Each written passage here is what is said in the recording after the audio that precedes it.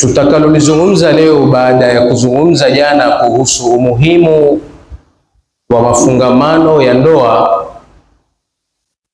na ni sehemu gani Uislamu umeuweka au umeliweka fungamano kama hili.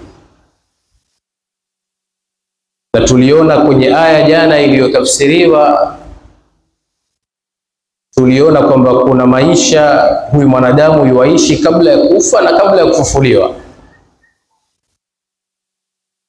Leo tumeona kwamba huyu mwanadamu atakuja kuwa na majuto baada ya kutosikia au kuamini yale aliyoambiwa.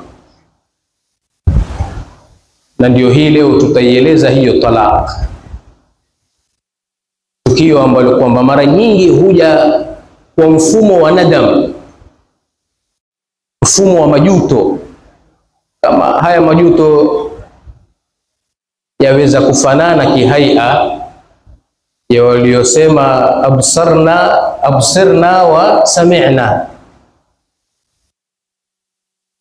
Suala la talaq au talaq ni moja kati ya njia za kisheria nyingi. Talaka ni moja wapo, kwa sababu fungamano la ndoa halivunjiki kupitia talaq peke yake. Lakini kwa kuwa kwenye uwalishi kumesemwa talaq, tutarakiz talaq. Lakini ndoa huvunjika kupitia faskhi, ndoa huvunjika kupitia khul'u, na pia vile ndoa huvunjika kupitia talaq. Lakini kwa hali zote hizi natija yake hubaki ni nadam.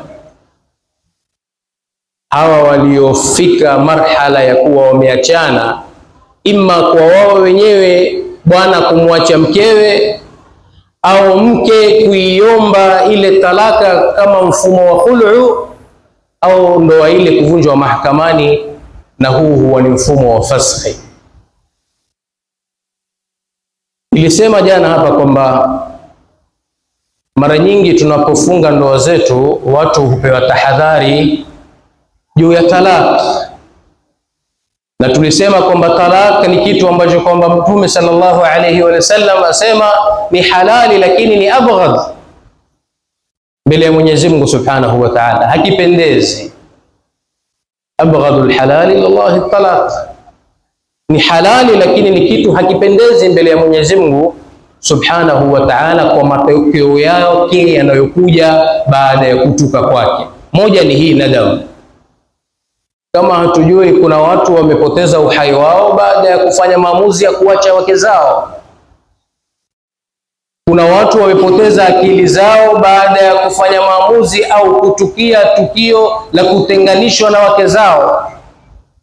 Kwa hivyo ni suala, lau tuangalia natija yake, moja ni kwamba yaleta majuto na ina taathiri kubwa, ndio maana sharia ikawa imekataza. Tulisema jana kwamba utaratibu tutakaotumia, hatutoingia kwenye sharia ndani kueleza talaka na vigawanyo vyake, kama vile tulivyoeleza jana kutoeleza nikaha na arkani zake na shuruti zake kwa uchache wa muda.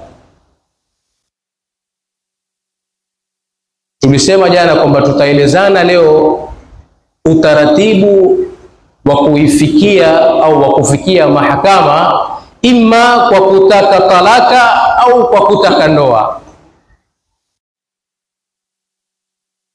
Ni utaratibu gani huyo anaitaka kukabili mahakama, kwa njia ya talab yake anafaa kufuata. Jambo la kwanza nataka kueleza kwamba mahakama zetu za qadha ni za Kiislamu, au walillahi alhamdu katika sharia yetu ya Kenya, nikikusudia katiba, Uislamu au Waislamu wamepewa nafasi hata kama ni ndogo ya kujihukumu kwa sharia lao. Hapa nataka kujaribu kueleza Waislamu kwamba kuna baadhi ya mafahimu ambayo si mazuri kwa baadhi ya Waislamu, kwamba kwa nini aende mahakamani, kwa nini anishtaki, kwa nini anipeleke kotini. Taban kupelekwa kotini ni kutaka istifsar, ni kutaka kujua sheria yasemaje juu ya hili tunalozozana. Nilizungumza jana hapa hasa suala la wilaya. Utapata baba asema afadhali angekuwa nkuja kuniambia kwa nini anipeleka kotini, basi ndio sitoi. Hii nadharia ya kuona koti ni kama sehemu ambayo kwamba pengine mtu kupeleka ameshutumiwa au si nadharia mzuri. Yule binti yako anapochukua hatua kama ile kwa dharura yoyote iliyomfikia kukimbilia mahakamani, amefika mahali salama penye atapata mwelekeo wa kisheria.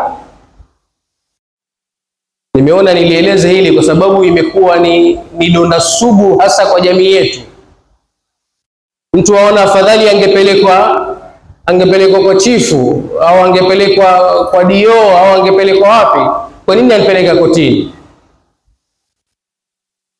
Unapopelekwa kotini ni kutaka kuonyeshwa utaratibu, na wewe utapewa nafasi ya kueleza yale yako ambayo kwamba utakuwa unayo kuyaeleza, na utaratibu wa sharia utatolewa.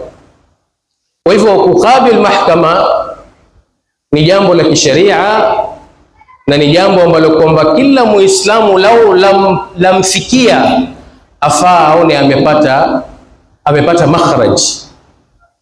Si tumeenda kotini basi. Na ndio ukiangalia kwenye tarehe utapata salafu salih wote walikuwa inapofika ni mahakamani sasa, na nakusudia mahakama za kisheria,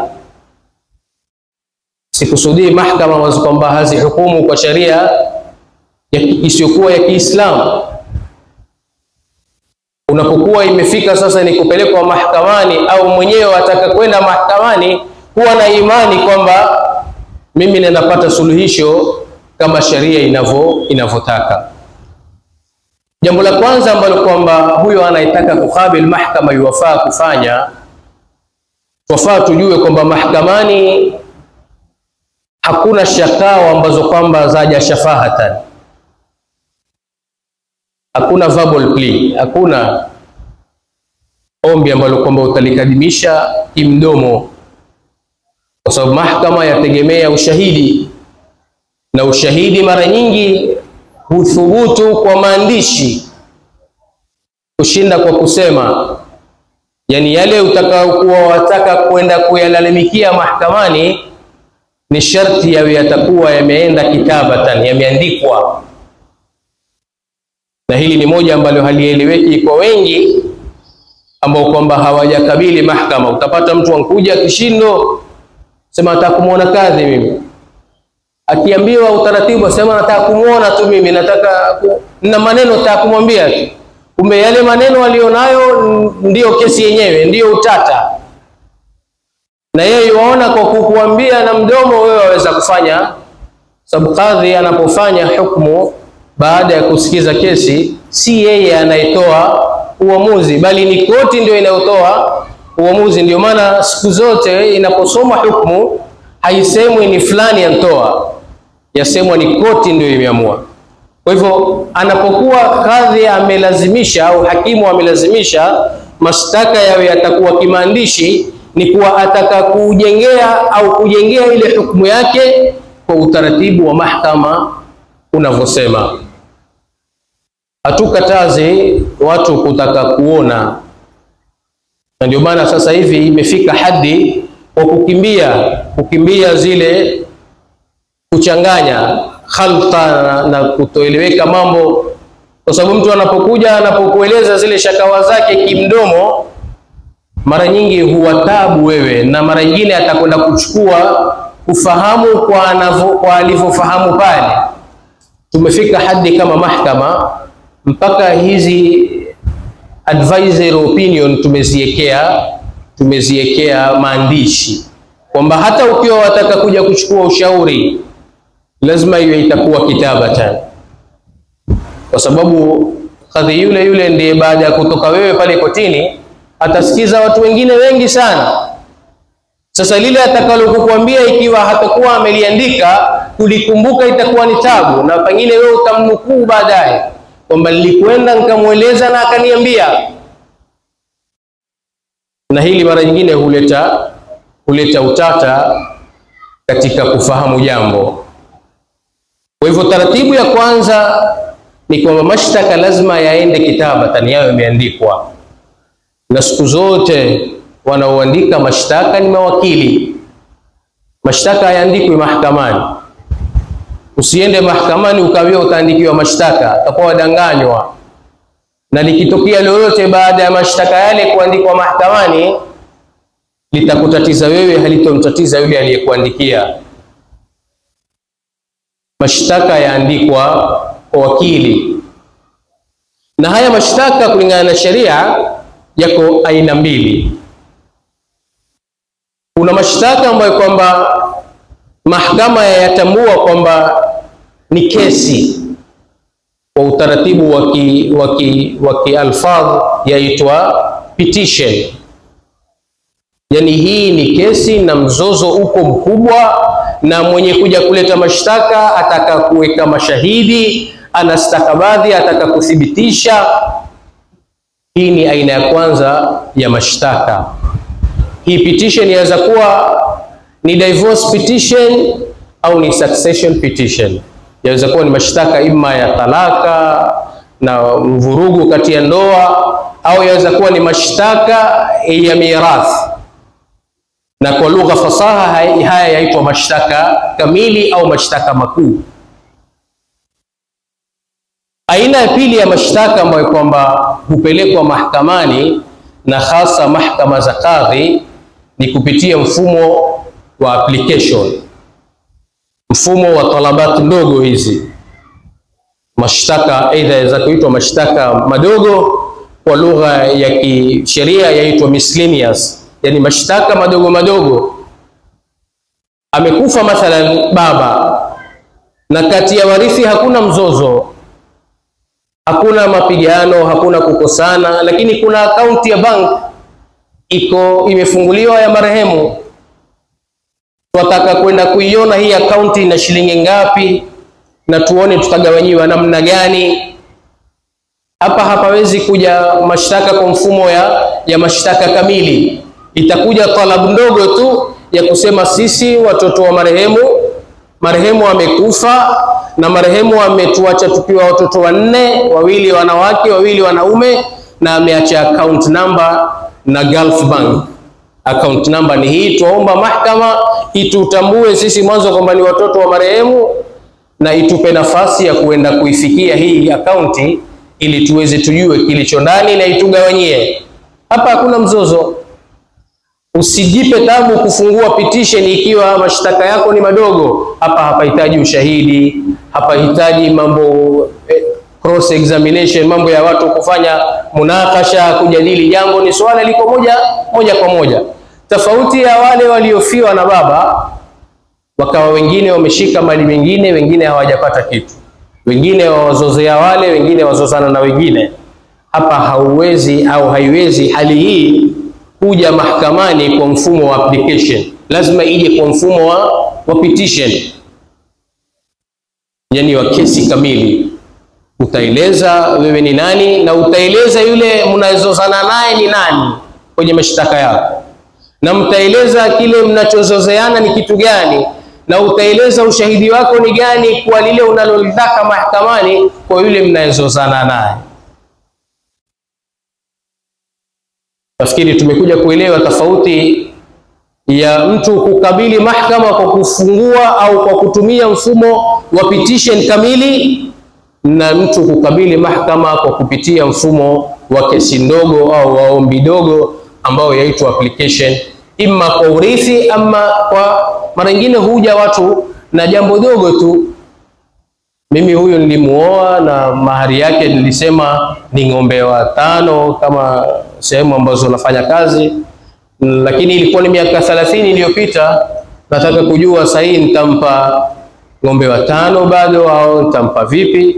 Hili halihitaji kwamba kuletwa mashahidi kuthibitisha kweli ng'ombe walikuwa 5. Mke amekiri ng'ombe ni 5 na mume amekiri ng'ombe ni 5. Wataka istifsar ya kisheria kupitia mahakama. Hii itatumia mfumo wa application ambao ni mfumo wa ombi dogo.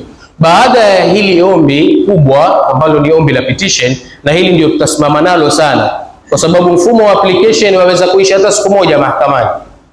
Unapokuja na ombi la kwamba baba amekufa na ameacha account number, koti ikiona kwamba hakuna mzozano kati ya wale walioachwa na marehemu, siku ile ile koti yaweza pitisha na ikapeana ruling na ikapeana maagizo kwamba muende bank na muweze access hiyo account number ya marehemu na iishe siku ile ile moja. Ila Allahumma, ikiwa kutakuwa kuna vitu koti yatakabayana zaidi pengine kwa kutaka kuthibitisha hilo. Lakini kwa huu mfumo wa ombi kubwa ndio hapa kidogo tutasimama zaidi. Unapopeleka kesi yako mahakamani, na sasa mfumo unaotumika ni mfumo wa kidijitali, hakupeleki makaratasi, wa file kesi yako kupitia online. Ukishatengenezewa maombi yako ya kwenda mahakamani, yule wakili aliyekutengenezea atakufailia lile ombi lako na litafika mahakamani kwa njia ya kidijitali. Lile ombi linapofika mahakamani, mahakama itakuwa na nafasi ya kulipokea lile ombi na kupeana mwelekeo wa yule aliyeshtakiwa. La kwanza, afikishiwe yale mashtaka, na katika kufikishiwa yale mashtaka kutakuwa na barua au na summons ya kutoka kotini inayosema mashtaka haya yamekuja kwetu leo tarehe 26 mwezi wa 3 2025 na tumeyapokea. Twakupa siku 15 kutoka leo uweke majibu yako, kwa sababu mfumo wa ombi kubwa litahitaji majibu, kwa kuwa wewe umeweka ulalamishi wako, umeweka ushahidi na umeweka hoja zako na umeweka maombi unayotaka mahakama ikutekelezee maombi kama yale. Kwa hivyo yule pia atapewa nafasi ya kisheria ya kujibu yale mashtaka kulingana na utaratibu wa mahakama. Yule aliyeshtakiwa atapewa siku 15. Leo ni tarehe 25, ataendelea mpaka afike tarehe 10 ya mwezi wa 4. Nafasi ya yeye kuweza kuweka majibu yake ya yale mashtaka aliyoshtakiwa, na yeye atatumia mfumo ule ule. Atakwenda kwa wakili, atengenezewe mashtaka yake, majibu yake ya yale mashtaka, aseme mimi ni fulani na aliyenishtaki ni fulani na nimenishtaki kwa hoja fulani na mimi hoja zangu ni fulani, alilolisema si la kweli na namna hiyo. Na yeye atatumia mfumo huo wa kuweka majibu yake ya mashtaka yale kupitia mfumo wa kidijitali. Nalieleza hili kusudi kujaribu kuelimisha watu kwamba hizi korido za mahakamani au hapa katikati baina ya mwenye matatizo na mahakama, kuna watu wengi katikati wanaofanya kazi zao zisizokuwa za halali. Ukitokuwa na ufahamu mzuri utakwenda kughilibiwa na kupoteza pesa nyingi sana hapo katikati. Kwa hivyo huyu pia atatumia mfumo ule ule wa kwenda kwa wakili. Unapokuwa umeshtakiwa, wafaa ujibu yale mashtaka. Yale mashtaka utayajibu kwa mujibu ya mashtaka yalivyokuja. Utakapopeleka mashtaka yako, hapa mahakama itaanza kazi yake ya pili. Na kazi ya pili itakuwa ni kuthibitisha kwamba ile malafa, ile faili imekamilika sasa kwa kupatikana mashtaka na kupatikana majibu ya mashtaka.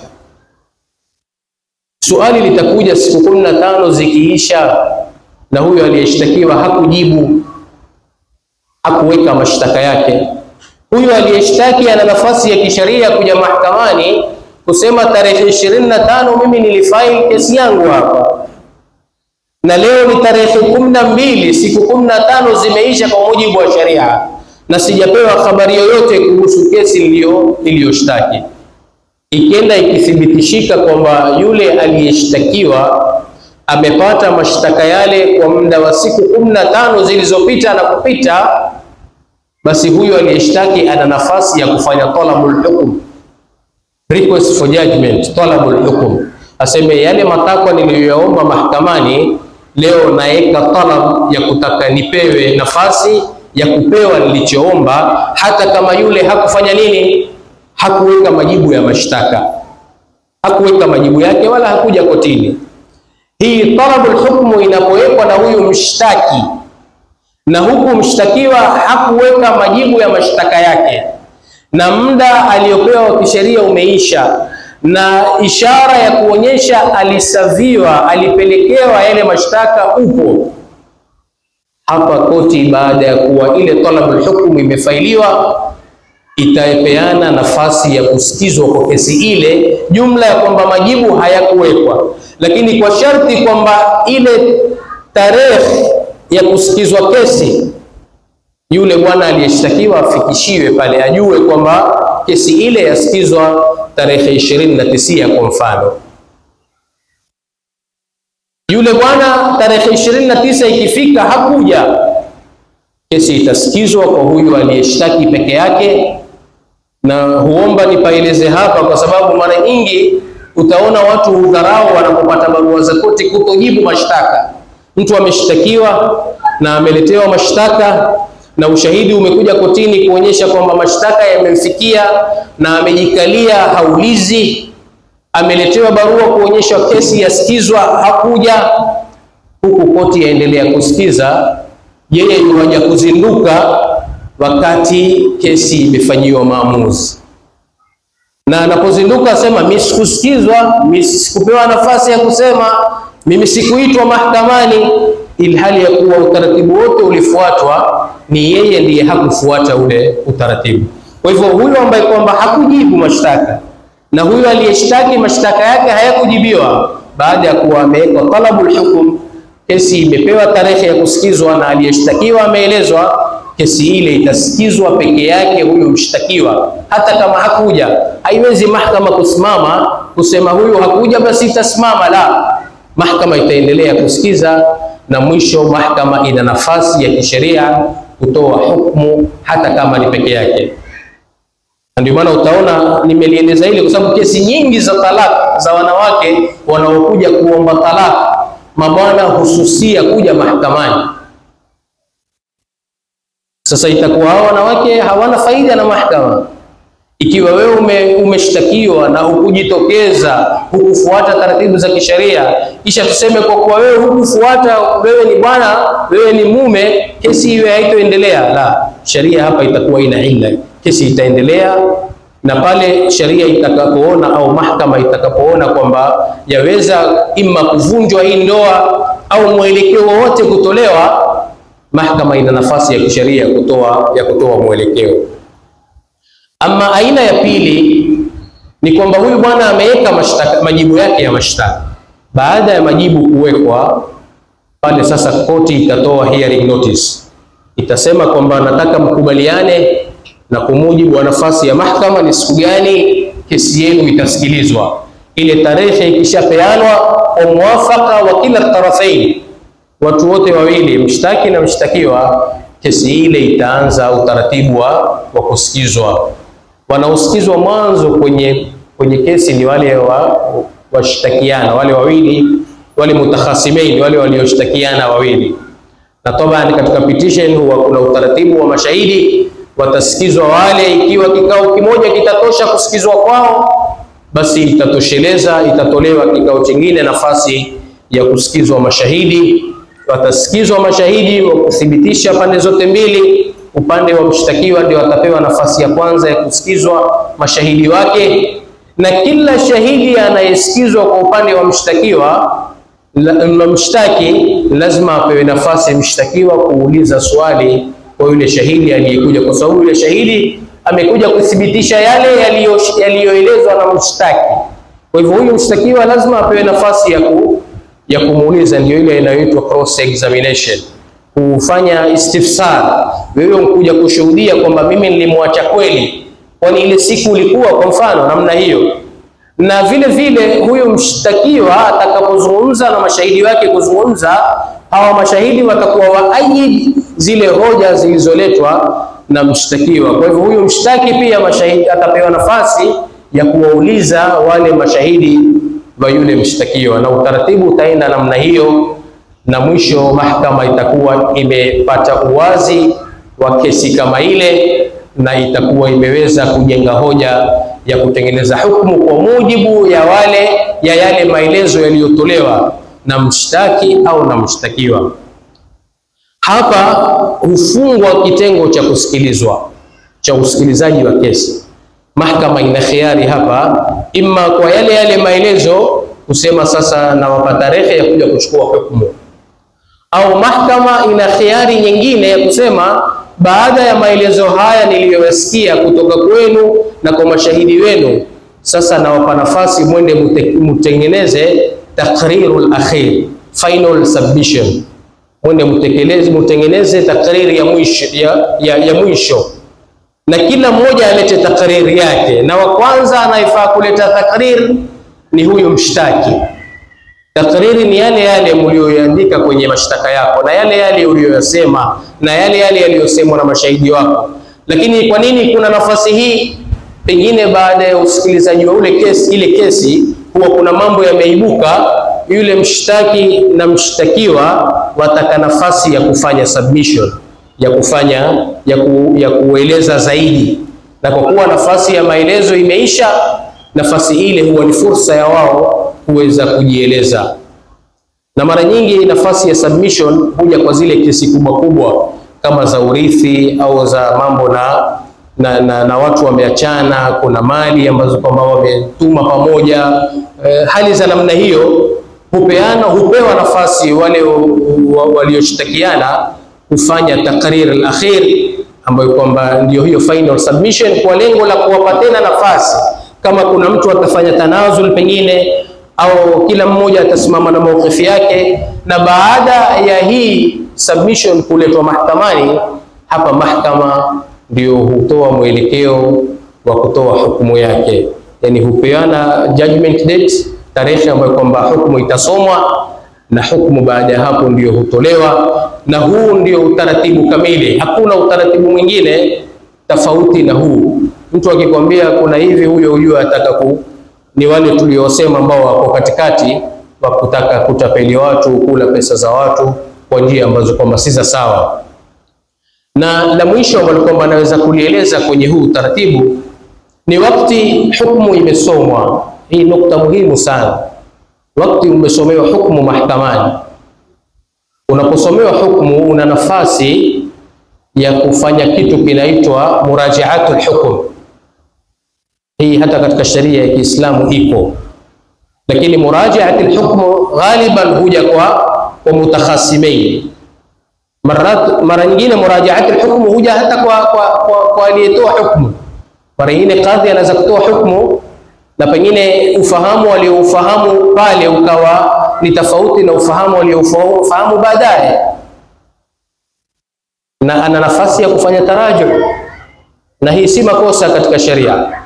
Na ndivyo vile taratibu zetu za kisheria ya kiserikali imeliaidi hilo jambo. Wengi hawalijui hili. Watu wengi huona hukumu ikishatoka basi inayofuata ni apili, kwenda kufanya rufaa. Hii rufaa ni mambo mengine, ni madai. Kuna murajaat al-hukm, review of judgment. Hukumu imesomwa leo na umeona ile hukumu imekulemea kiasi fulani kwa mujibu wa nafasi zako na maelezo yako, una nafasi ya kufanya application na kusema mimi nataka kufanya murajaat al-hukm, nataka hii hukumu irejelewe. Lakini unapoweka talabu ya kutaka kufanya murajaat al-hukm, revisal of judgment, lazima uwe na hoja kando na zile hoja ulizoziweka mwanzo. Isiwe utakuwa wafanya takrirat. Ikiwa itakuwa ni takrirat, ile application itakuwa dismiss, itafanywa ilgha, itatupiliwa mbali.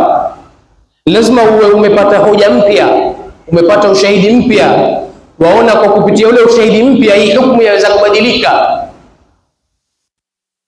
Una haja ya kufanya apili, utafanya review of judgment, utafanya murajaat al-hukm, utafanya talab, utapeleka mahakamani, utasema mimi nilipoleta talabu yangu ya kufanya mashtaka haya ilikuwa kuna hii stakabadhi sikuiona, lakini juzi baada ya kutoka judgment hii stakabadhi nimeiona. Kwa hivyo nataka koti ilisikize na itambue na ipeane thamani hii stakabadhi niliyoiona, ambayo kwamba naona ina uzito wa hukumu yangu, ya hukumu iliyotoka mahakamani. Hapa kuna nafasi ya hukumu kubadilika hata bila ya kwenda high court.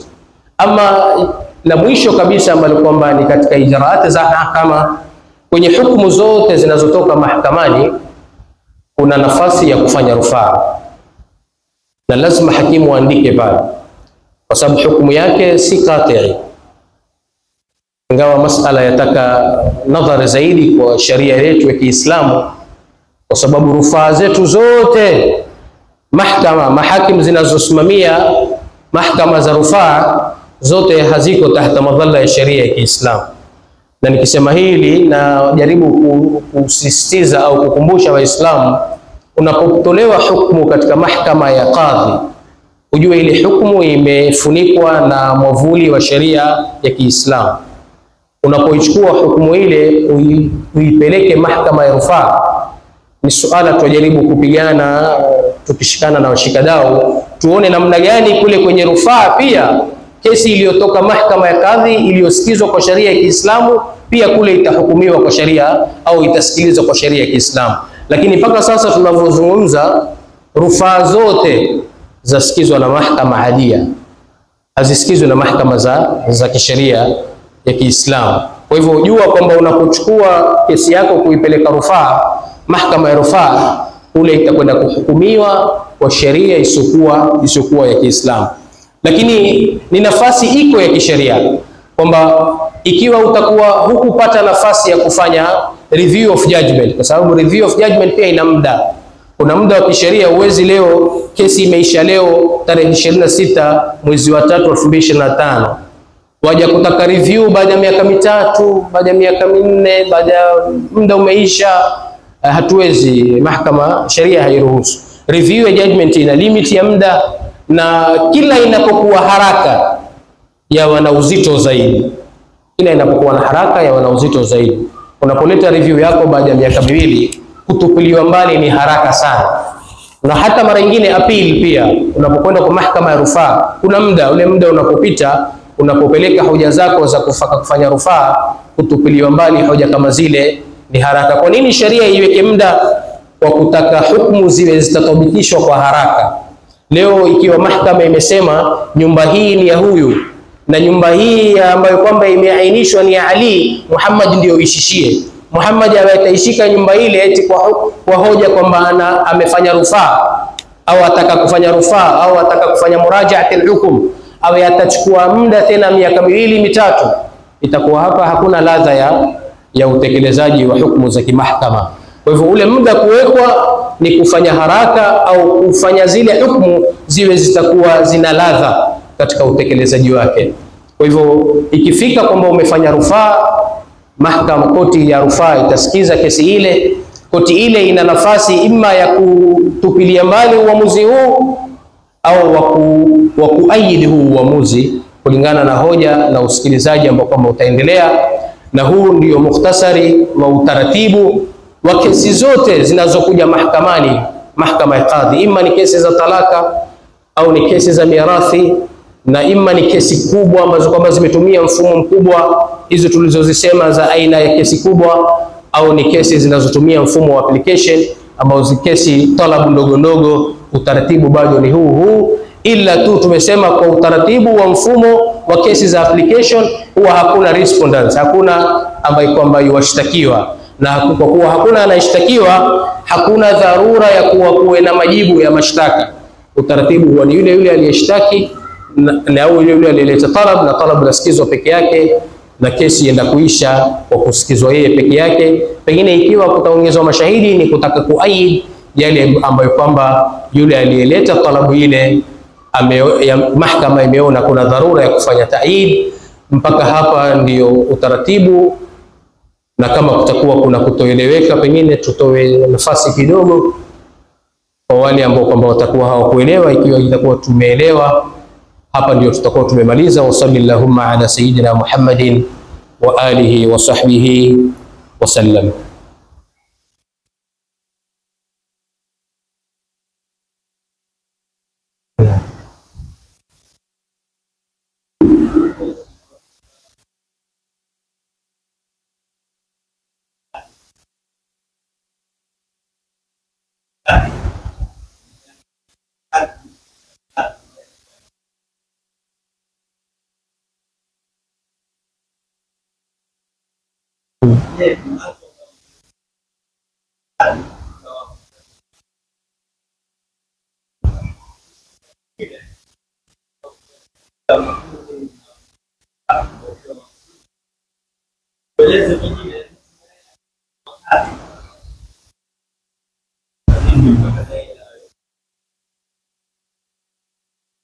Swali la kwanza uliza kesi za mahakama ya kadhi yasimamia kesi za aina gani? Mahakama ya kadhi yasimamia kesi za aina gani? Ili tulilisema jana, article 170 kitengo 170 cha katiba chaonyesha ikhtisasati za mahakama ya kadhi. Mahakama ya kadhi yasimamia kesi zote zinazofungamana na ndoa, zote tangu khitba mpaka mahari mpaka wilaya mpaka mashahidi, yani kukamilika kwa ndoa kote. Hii ni ya kwanza. Ya pili ni yanayofungamana na talaq, yote yanayofungamana na talaq mahakama ya kadhi iko pale kusikiza. Na katika hili la ndoa ndani yake kuingia mambo ya watoto, kuingia mambo ya maintenance, kuingia mambo mingi sana. Na pia kwenye talaq kuingia aina zote za talaka na mizozo yote inayofungamana na talaka, na mambo yanayokuja baada ya talaka, watu kuachana, watoto waliotangana watoto wao. Na jukumu la tatu liliyopewa mahakama ya kadhi kwa mujibu wa katiba ni masala ya urithi kiujumla wake. Na hapa ndio Waislamu tumepata nafasi nzuri sana, pengine wengi walikuwa hawajui. Leo kwa wasiokuwa Waislamu, mahakama hizi zingine za kiserikali zina mipaka katika kusikiza kesi za urithi. Leo hakimu mkazi kwa mfano, principal magistrate, hana nafasi ya kusikiza kesi ya urithi iliyopita milioni 10. Yani wamewekewa kiwango, kuna urithi, kuna kiwango cha urithi huwezi kusikizwa kwa magistrate court mpaka uende high court moja kwa moja. Lakini kwa sisi Waislamu tumepewa itlaq, kesi hata iwe trilioni. Mimi nishafanya kesi ya almost 200 million, ambapo kwamba ingekuwa kwa nafasi yangu hii kama principal kadhi, principal magistrate hawezi kusikiza kesi ya milioni 200. Hii kuonyesha kwamba mahakama ya kadhi kwa masala ya urithi imepewa nafasi kubwa sana. Twashangaa kuona baadhi ya Waislamu waacha mahakama ya kadhi kwa masala ya urithi wakimbilia mahakama nyingine. Na hata utaratibu wa mahakama ya kadhi juu ya masala ya urithi ni mfupi ukisawazisha na hizi mahakama zingine.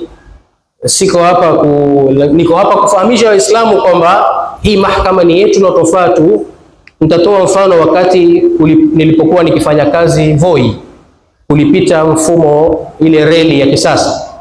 Watu walioathirika na reli, Waislamu waliweza kupata haki zao kwa haraka, kwa sababu mahakama ya kadhi mfumo wake wa kusikiliza kesi ya urithi ni haraka na haina mipaka.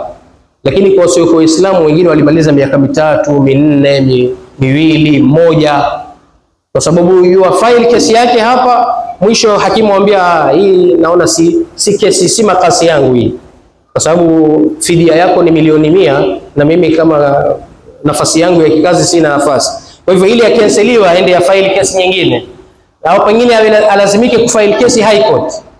High court utaratibu wake tuojua ni ndefu. Kwa hivyo jukumu la tatu linalosimamiwa na mahakama ya kadhi ni masala ya urithi kwa ujumla wake. Ni kesi gani zinazoamuliwa na mahakama ya kadhi haziwezi kwenda kwa mahakama ya rufaa? Hakuna.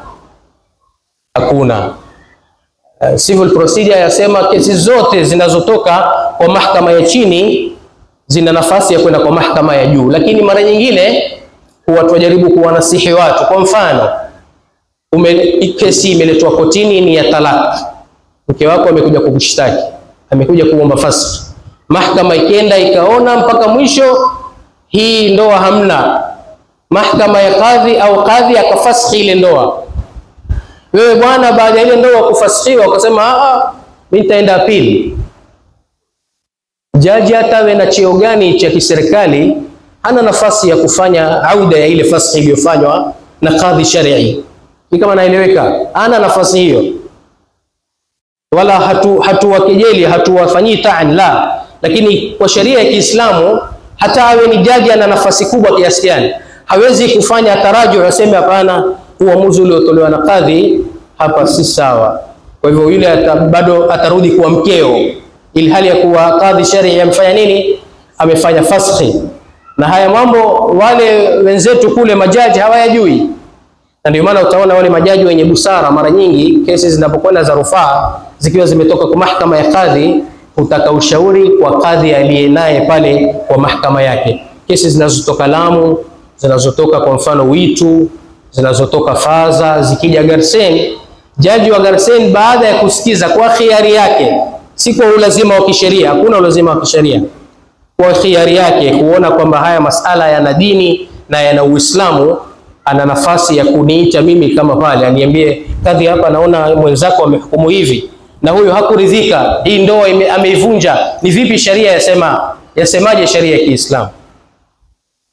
Kwa hivyo kwa mfumo huu tunaweza sema kwa kesi kama hizi, ingawa si kwa taratibu, si kwa ijraat nasema ana nafasi ya kwenda kufanya rufaa, lakini rufaa akienda iko taraju ya kisheria ya Kiislamu ya ile faskhi kufanyiwa ilgha hakuna. Lakini kiutaratibu ni kwamba kesi zote zinazotoka kwa lower court, kwa mahkamatu sufla, zina nafasi ya kufanyiwa munakasha katika mahkamatu al-ulya. Suala la pili na la mwisho, lau mtu ataka kuwa kadhi, ni taratibu gani anazofaa kufanya? Kwa mujibu wa sharia zetu za Kenya ni uwe mwanzo umesoma shule. Hili la kwanza linaloangalia umemaliza form 4, yani uko fluent in English, waweza kuzungumza Kiingereza vizuri, kwa sababu nidhamu tunayotumia Kenya ni nidhamu ya Kiingereza. Mahakama zetu zatumia Kiingereza, ingawa lugha ya Kiswahili bado ni lugha ya kisheria au lugha ya kitaifa. Lakini sasa ukiwa utakuwa kidogo una uzito kuelewa Kiingereza, utapata tabu katika kuelewa mambo mingi sana, kwa sababu hizo ijraati zote zatumika kwa lugha ya Kiingereza. Kwa hivyo sharti ya kwanza walioiweka kwa mtu kuwa muahal kusimamia nafasi hii ni awe amejua Kiingereza, na alama wanayoiweka ni kwamba uwe umemaliza form 4. Talabu ya pili, uwe umefanya degree ya sharia, umesoma sharia na umebeba akali shay degree, hawakubali diploma. Ikiwa utakuwa umefanya master, umefanya PhD, hiyo itakuongezea bundle zaidi point, lakini adna marhala iwe ni marhala ya jamia na umemaliza baccalaureate, umefanya first degree. Alafu baada ya hapo nafasi hutangazwa. Nafasi zikitangazwa watu hufanya talab, na talabu ikifanyika wale wanaochaguliwa waenda wafanya mukabala, wafanya interview, na ukionekana kwenye ile interview umekuwa ni muahal kwa zile stakabadhi ulizozikadimisha na kwa kujiamini kwako, wachaguliwa. Hakuna lingine zaidi ya hilo, na zaidi tu ni mambo madogo madogo. Wasema umesoma kompyuta, hii ya kompyuta sasa imekuwa kila, hata mwalimu wa madrasa sasa lazima awe amesoma kompyuta. Kwa mambo yamebadilika, sio hata mtu wa kufagia, kwa sababu mshahara utaingia kidigitali, kama lazima hili la kompyuta pia ni katika talabat, lakini sikulitaja kwa sababu si talabat asasi. Talabat asasia utakuwa uwe fluent kwa Kiingereza, na hii ni alama uwe na form 4, na la pili uwe umefanya baccalaureate ya sharia. Wao usema uwe fluent pia kwa Arabic, yani uwe waweza kuzungumza Kiarabu vizuri, lakini madamu umefanya sharia na umefanya baccalaureate sharia, kama utakuwa wazungumza vizuri. Na lingine ni nafasi zitangazwe. Nafasi zikitangazwa utafanya talab, alafu utakwenda interview, mukabala, na ukipita inshallah. Na karibuni kuna nafasi tuna tamaa kwamba mwezi wa 5 kuna nafasi zitatangazwa inshallah taala. Zile nafasi 15 zilizotangazwa mwaka juzi na zikatoka kidogo mizozo zikakanseliwa, kuna watu wenda mbio kuzifufua, na tumepata habari inshallah taala imekuwa sisi tena sasa, sababu tuko kwenye media, mwezi wa 6 pengine au wa 7 zitatangazwa nafasi hizi. Nafikiri mpaka hapa tutakuwa nimejibu maswali mawili.